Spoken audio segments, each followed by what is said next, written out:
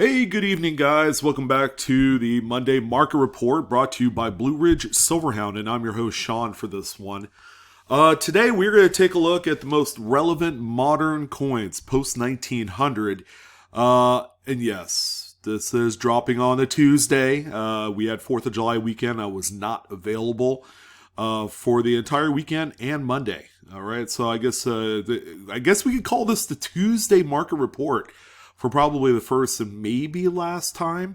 But yeah, at the very least, better late than never. All right, so I'm really glad to be able to bring this to you. And boy, was time a calling on this one. The market, I mean, what else can I say? The market is just not stopping. It's a runaway freight train of just utter disbelief right now. And we're seeing it on modern varieties.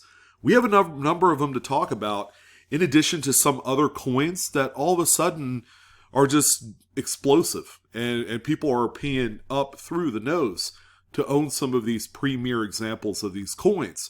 So the real question is the search on after we take a look at some of these examples?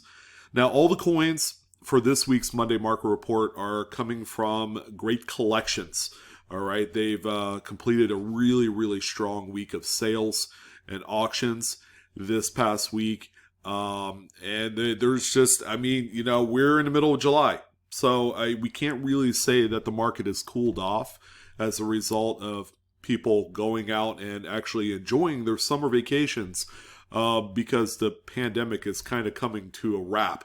So, you know, it's great to see both people going out and enjoying themselves, but at the same time, it's also great to see just the longevity of this hobby and just how these graded coins have been performing here as of late. So I'm happy to bring this report to you, albeit a little bit late, but again, you know, this is a very, very important video to my lineup, one in which that it's a fan favorite, and with good reason. This is truly a barometer of what the market is, because if even modern coins are performing at a high level, we could kind of, you know, make the conclusion that the whole market as a whole, right? It didn't even make sense. But, you know, in this particular instance, it makes plenty of sense. If the whole market is just, the whole market's just being great right now, and people are still buying coins and they're paying all the money in the world. And I think because there are more people in the hobby getting into these physical assets, that there are a number of people kind of like butting heads, you know, those bidding wars that we hear so much about. And it's truly fueled this fire that looks like the momentum is not going to be changing anytime soon. I am kind of deathly afraid of where we're going to be come fall time, when it's the normal time of the year where, you know, people come back to the hobby. It's been anything else but the most typical kind of just market cycle. All right, it's just crazy. It's really crazy, and I kind of look forward to seeing, you know, how it's going to perform in the fall. I feel like that supply of a lot of the high quality coins will be very light, and prices will jump up even further. We'll see. I don't know. I might be wrong. I've been wrong before. But we're just basing purely on what we're seeing right now today. All right. So enough about that. Let's go ahead and jump into the first coin. This is going to be our highlight coin of the week. This is just one of a few coins that are very, very modern in nature, that all of a sudden used to be a $1,500 to $2,000 coin in the highest grade levels. Now all of a sudden is commanding over double that. Okay, so we have a 1997 Lincoln Memorial Cent. Right, this is a coin from the last 25 years. Call it ultra modern if you want to. I graduated in 97, for crying out loud, so that wasn't too long ago. But what we have here is, of course, one of the marquee varieties to look for. This is the Fs101 Doubled Ear. You can just see the doubled earlobe fashioned right there. Really easy to see. I found a few of these and have, you know, pretty good success seeing it with my own two eyes before I even grab a magnifier. But this is just a really high-end example. I don't know. I mean, I always tell people, watch out for these type of coins because they are truly made and intended for like maybe a registry set. But I'm thinking that this coin right here, because it's a top pop grade, can kind of fulfill both sectors of collecting, whether it's an investment or for the registry set. So it's kind of a safe buy because there aren't too many of these out there. But this is the Doubled Ear Mint State 68 full red by PCGS. That is an incredibly insane numerical grade to achieve. And I would say your best bet is to look through BU rolls. Good luck finding some. There can't be too many BU rolls for 1997. Or if you found like a mint sewn bag from the Federal Reserve Bank, I mean, that'd be another great shot right there. But all I could say is some of these remarkable type of modern varieties, whether it's this, the 94 DDR, there's a few. I mean, it's 95D DDO is another big one as well, that we just don't see come to the market in the highest grade. This one right here is sold for $3,937.50, which kind of breaks the modern record for any coin 25 years old and newer. All right, so I think like $4,000 is kind of like been the top of the chain for a few of these states. This one, because it's a doubled ear, makes it a much more valued coin in the eyes of collectors, investors, and registry set participants. The next one that we have here is another great variety, and we're beginning to see more of these come to the forefront in the auction world and through just secondary sales. But this is a Proof Lincoln Memorial Cent. This is a 1960. Yes, there is actually a really nice variety for this particular date.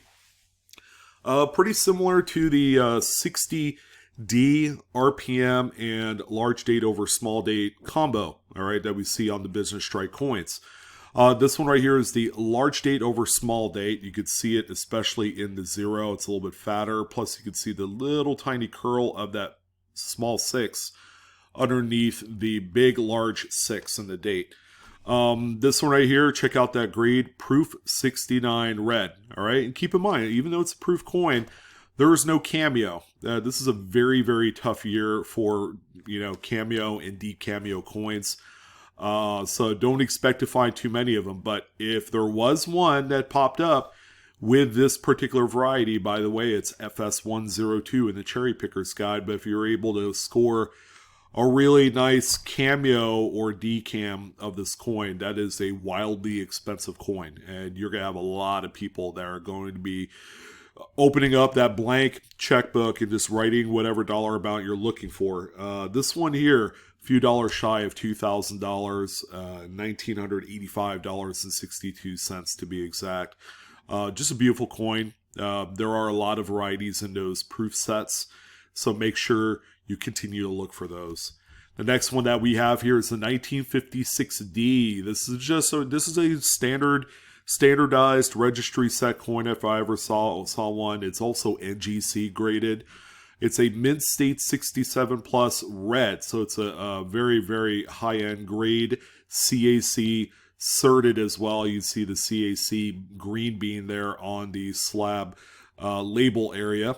I mean, again, I will never invest in any of these type of coins where there's so plenty BU rolls and individual coins in the market, where more of these can theoretically just fatten up the pops. More people will submit these, and it's going to be a coin that, by the way, this one sold for $1,103.25.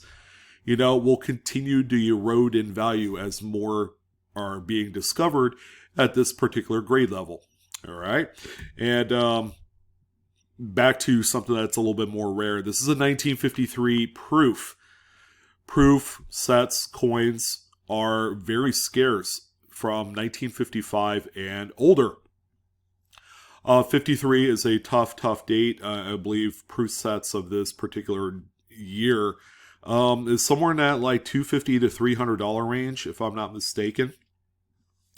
But as you can see, this one right here scores a really nice grade. NGC Proof 68 Red, and it also there's enough frost on the devices to earn itself a cameo designation. Just an incredibly wildly rare coin to find with cameo. A lot of these earlier 50s coins have come up with just mirrored devices as well, so there's not a whole lot of frost. But this one hit the mark just enough to where it got the cameo, and because of that, it sold for $2,205. Not too bad of a sale right there. All right, we have a couple back-to-back registry set type of coins. We have a 1948S. Yeah, we're getting a little bit older, but these are coins that are still readily available for under $1 if you need a mint-state example, like say at a coin show or a shop. These are still very plentiful.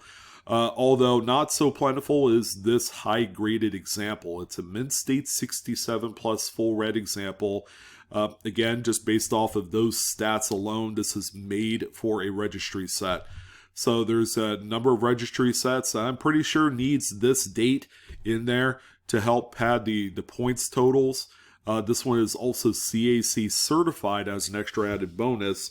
And this one brought home $2,180.25. Same goes for this 1947 Lincoln Wheat Cent. This one, again, is another high-end registry set caliber of coin. Grades out NGC Mint State 67 Plus, full red, and is also CAC backed as well. Now, some people have asked me, well, can you put in NGC coins into a PCGS registry and vice versa? And the answer is yes, you can. Although I believe the points are a little bit different in how they're allocated for out of company, I guess, type of holders. So let's say if you're doing a full date run of Lincoln Wheat Cents at the highest grades, and some of them are NGC, I think they assign a little bit less points for the NGC graded coins compared to other PCGS coins of the same numerical grade.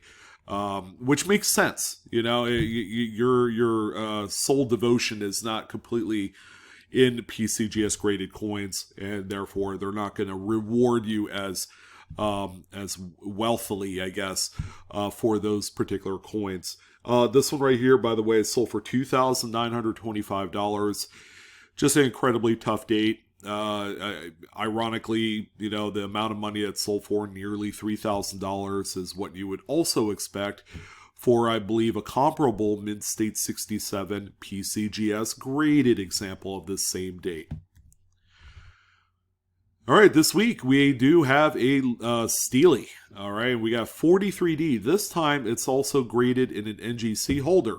Normally, when we see PCGS graded mid-state 68 pluses, this is a coin that sells for many, many thousands of dollars. But this one right here has loads of character, for such a high-grade coin. You see all the die file lines going left to right here on the reverse. So a mint employee was obviously cleaning up something, maybe a die clash or something to that effect. But it's really cool looking right there. Very clean example. This one right here, because it is NGC graded, did command a little bit of a discount compared to other Mint State 68 pluses from PCGS. This one sold for $3,376.87. And then the final penny of the bunch is going to be an incredibly tough and very difficult date and mint mark. It's a 1925S. These are notorious for having some of the weakest strikes, whether it's on the obverse or on the reverse. I mean, I've seen some pretty bad reverses. This one is not too bad, but we do see some of those routine die break cracks on the reverse there. I would imagine that one day this die would have coughed up a few full-blown cuts. Maybe, I don't know. I haven't heard of a 1925S die break cut, and not saying that there isn't any out there, but maybe the mint employees got a handle on it.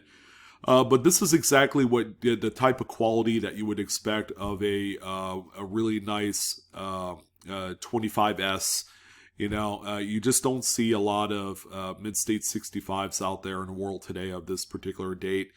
And with good reason. These coins were work horses. Okay, we are talking about Great Depression age. People were buying soup and crackers off of this 1 penny right here. But yeah, this is a beauty, and more than likely it's going to go into registry set, but some would even say that this fits very nicely into an investment portfolio of coins, high-end caliber stuff. This one sold for $3,881.25. All right, we are on to nickels, okay, and we're going to start off with this one here. It's a 1965, and if it does look proof, well, it's close. There wasn't any proof strikes in 1965. As a matter of fact, this is a special mint set. A lot of you that are very familiar with special mint sets, they were kind of like a best of both worlds type coin. They were both a proof and a business strike. A lot of times the coins are very satiny in nature. You don't see too many that really truly look like a cameo proof. Although this one right here has scored a deep cameo designation through PCGS. It's an SP67, and that's the SP is a special strike designation for the grade. And very tough. I mean, for those of you that actually cherry pick through SMS sets, this is the coin to go for. Whether it's a 65, a 66, or 67, or any 1960s dated proof set coin, you're trying to find deep cameo contrasted coins, and they are incredibly rare. This one right here sold for $5,037.75. The proof is in the pudding. These things are incredibly difficult, very rare, and the price shows it. Another thing that's really tough during this kind of like era of Jefferson nickel are coins with a sharp strike. 1963, not exactly high on the list of coins that I would watch out for with full steps. However, this one right here is an NGC Mid-State 67 5FS. I would imagine that this is probably more custom tailored for a registry set, and that's fine. I wouldn't go out of my way to purchase something like this if I were going to hold on to it for 10 years. But this one did sell for $3,349.95. Now, this is really cool. I think I talked about one of these either last week or the week before, but we have another one here that's sold on GC. It's a 1943 over 2. This is the Philadelphia Silver Wartime Nickel. You can see the big mint mark on the back. I mean, this reverse here looks pretty worn as far as like dye deterioration, so that's interesting. But this is one of the big Jefferson nickel varieties to look for. This one just happened to be cherry picked as just an unbelievably high-end coin. The overdate ended up with a Mid-State 67 5FS grade through NGC, just beautiful. And this one sold for $4,275.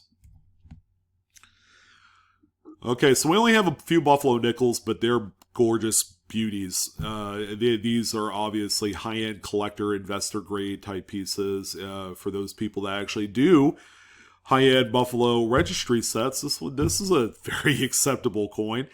1925S, a very semi-key date for the series. PCGS Mid-State 65, which falls right in line to the time in which these were produced. Great Depression age, quality was in the crapper, things like that.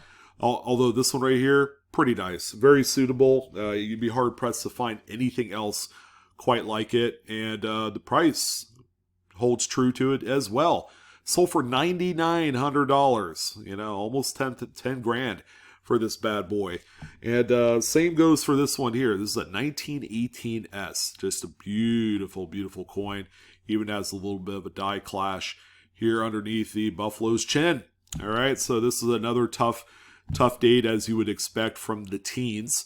This one right here grades out PCGS Mid-State 65, and much like the previous coin, this one could also act as an investment type coin, no doubt about it. This one right here sold for $8,718.75. All right, we got some dimes, and they're all Mercuries. We didn't have any Roosevelts to talk about today. You know, it could be hit or miss. Roosevelts are one of those series where, you know, there's not as deep of a collector base as some of the other more popular denominations. But Mercury dimes, you can make the argument that this is one of the most popular coins to collect. So all the coins I have for Mercury dimes are very, very common dates. Talk about common. Here's a 1945D. Wow. I mean, if you needed to find a mid-state example of this coin, you could find one for under $50 at a coin show or shop. I mean, that's how common they are. This one, however, is an NGC mid-state 68 full bander. Very sharp strike, just beautiful. I wish this were a Philadelphia because that would be insane. Especially in this grade, that would probably be a $100,000 coin, and that's the really only modern Mercury dime date where finding a full bands coin is just an incredible chore. This one right here sold for $2,110.50. And another one here, although I will give extra bonus points for the toning on this one. This is just all original. PCGS graded mid-state 67 plus full bands. I mean, there is no shame in this game with this coin. I would be happy to own something quite this nice in spite of its kind of like availability date. I mean, this is a common as dirt type date here. It's a CAC certified coin as well. It's also part of Sunset Collection. All right, so they're back again this week. They're up to week number 152, so they've been going at it for a while. This one realized $2,783.25. And the final Mercury dime of the lot is going to be, again, another very, very common date. 1942. I would say this is probably the most common. Maybe this or 43. I forgot which one, but there was over I don't know, 100 million made, I would imagine. This one, however, NGC Mid-State 68 full bands is not your typical readily available grade out of the box. Someone did some searching to find this particular coin, and the price shows it. It sold for $3,042. All right, back to some more modern fare. We have another proof coin, and there are perfect proof 70s out there that you need to know about, only because they are still very valuable, and registry set crowds do clamor for them when they come up. 73S is one of the more common dates, as a matter of fact. This one right here, proof 70 deep cameo, they're all pretty much like that in the mid 70s. Just a beautiful high-end coin. The pops are not small. There are a number of these available. However, the price is still incredibly strong. This one sold for $3,206.25. And that was my dog. Sorry. I don't know if you heard that. We have a 1959. I'm going to say this. This is my least favorite coin of the bunch. The toning is not my personal cup of tea. It's a little bit too drab for my taste. But it does show a lot of originality. This one is an NGC Mid-State 67 plus, just a high-end grade. With a toning, this one sold for $1,474.88. Again, this is a registry coin. This one right here, I mean, the toning ultimately won the day here. And the price that it sold for, some would just laugh at. Because 53S's literally grow on trees in mid-state condition. However, find one with this kind of toning, and you might as well have said you won the lottery, because that's what's at stake. This 53S, well, a mid-state 68, with all the extra bells and whistles. This one right here sold for $6,750. My personal take on modern tone coins is that and high top pop grades, is that I would probably tread lightly on something like this, as far as purchasing and investing and collecting, because I think over time these will hold in value, but as more become discovered, even if they're not toned, that might drop the value of these in time. But yeah, this one right here, $6,750. We got a couple more left, and how about a 1932? Look underneath the wreath on the reverse. It has no mint mark. This is a Philadelphia struck 1932. It's the first date of the Washington Quarter Series, and quite available, in mid-state condition if you're looking for one for a date set. Surprisingly, it's sold for money that you would expect for either one of the two key dates, either the D or S. Mid-state 67, just a beauty. This one sold for $5,642.49, which that amount of money is definitely overachieving for this. And this coin, you can honestly take a look at it because it's the first date of a very relevant series. This is that one singular coin that is a microcosm of the entire modern coin market. When things like this perform at these kind of levels, you could pretty much say that the whole market is healthy along with it. And with that being said, we're going to end it off on one of my favorites. I'll just say it right now. This is probably my favorite coin of the week, 1918.